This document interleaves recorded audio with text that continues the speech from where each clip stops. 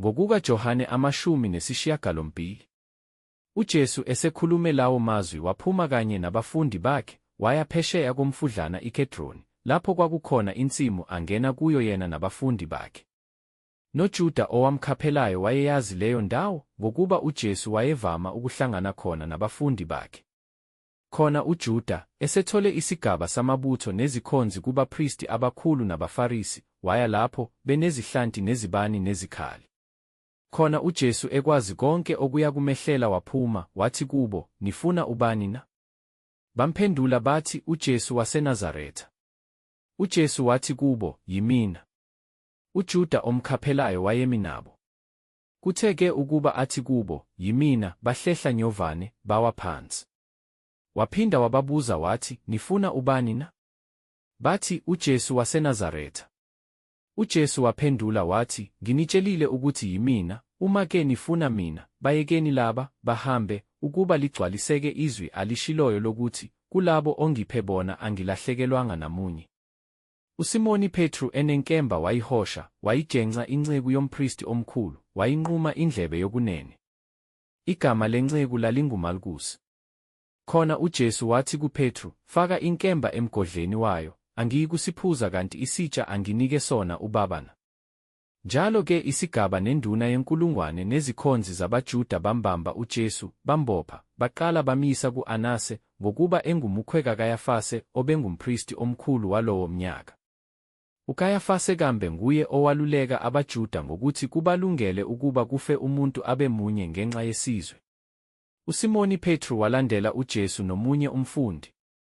Lowo mfundi wayaziwa ngumpristi omkhulu, wangena noJesu egcekeni lompristi omkhulu, kepha uPetru wayemi ngaphandle emnyango. Waphuma-ke lowo mfundi omunye owaziwa ngumpristi omkhulu, wakhuluma nomlindikazi womnyango, wamngenisa uPetru. Intombazana elinda emnyango yayisithi kuPetru, "Imbala nawe awusiye owabafundi balowo muntu na?" Wathi yena, "Angisiye."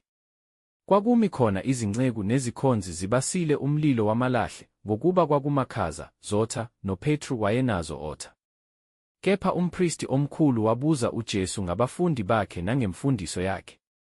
UJesu wamphendula wathi, "Ngikhulumile obala ezweni.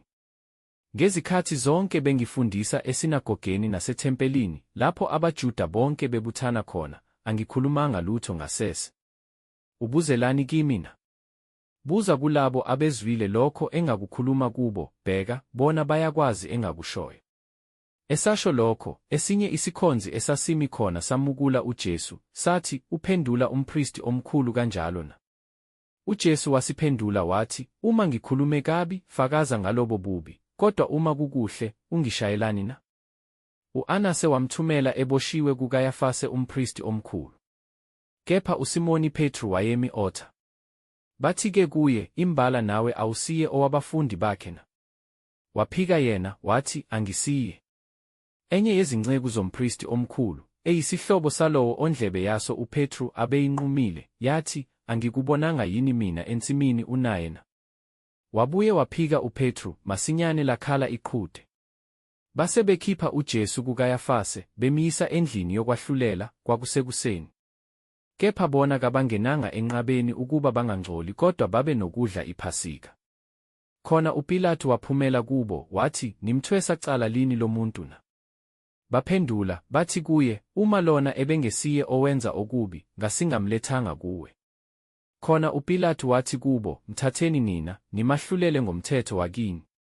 Bathi kuye abaJuda, "Asivunyelwe ukubulala umuntu, ukuba kugcwaliseke izwi likaJesu alishilo lapha ebonisa ukuthi uyakufa ngokufa okunjani."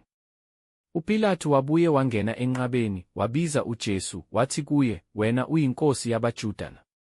UJesu waphendula wathi, "Uzisholo lokhu wena, noma kusho abanye kuwe ngami na?" UPilato waphendula wathi, "Kanti ngingumJuda yini mina na? Isizwe sakini nabapristi abakhulu bakunikezele kimi, wenzeni na?" UJesu waphendula wathi, "Umbuso wami awusiwo owalelizwe. Uma umbuso wami ubungowalelizwe, izikhonzi zami zaziyakulwa ukuba nginganikezelwa kubaJuda. Kepha kalokhu umbuso wami awusiwo owalapha." Wayesethi uPilato kuye, "Kanti nokho uyinkosi na?" UJesu waphendula wathi, "Usho khona." Ngiyinkosi, ngizalelwe lokho, ngafikela lokho ezweni ukuba ngifakazele iqiniso. Bonke abeqiniso bayalizwa izwi lami. Wathi uPilato kuye, iqiniso liyini na? Eseshilo lokho wabuye waphumela kubaJuda, wathi kubo, angifumani cala kuye. Kepha ninesiko lokuba nginikhululele omunye ngePhasika, ngakho niyathanda ukuba nginikhululele inkosi yabaJuda na? Khona babuye bamemeza bonke, bathi, cha lona, kodwa uBaraba. Kepha uBaraba wayengumphangi.